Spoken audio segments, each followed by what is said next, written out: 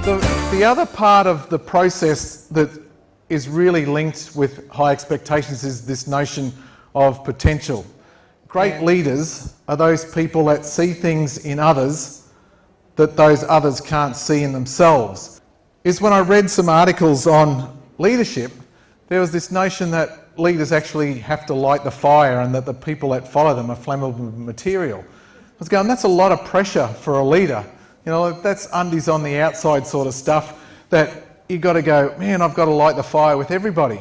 People know that when leaders are disingenuous, there's no doubt about it. So if you're just walking around going, oh, you've got potential, the school's got potential, students have got potential, it kind of has a shallow meaning. And it was interesting, in the first study a leader said, in complete contrast to the stuff in the articles, was that what I do is try to look for the spark in people and try to get them to see it for themselves.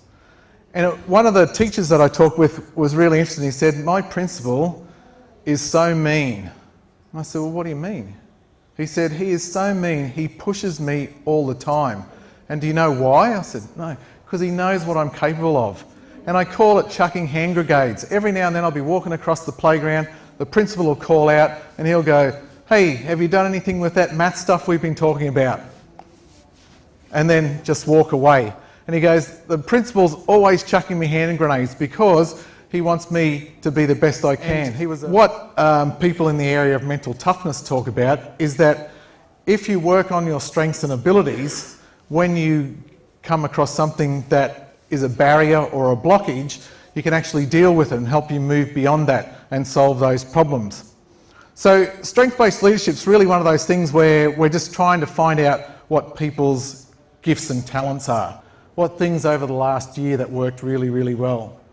And we sat down and came up with about 10 things, and then we went out and we voted on what we thought our top 3 or 4 were.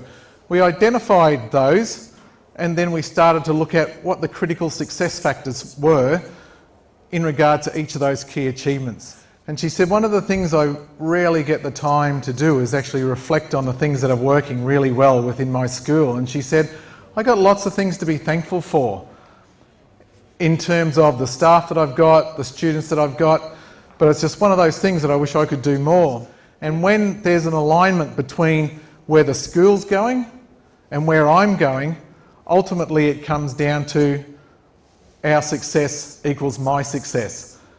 And the trick really is then for us in using our Miles superpowers is to try to find out what success means for others and what success means for us. And so basically what you do is you can start off with a coaching one and go, you know, what do you do really well? And people generally know that and you go, okay, well how can we extend them? Because if they're your strengths, how can we build on that? How can we grow those sorts of things? And then collectively you can do the same sort of thing, is actually then start and look at, well, what do we collectively do? Well at our school. Yeah, and I mean, even with parent group, you could actually sit down and go, okay, what do we do really well at our school? What are the things, and what makes us successful at that?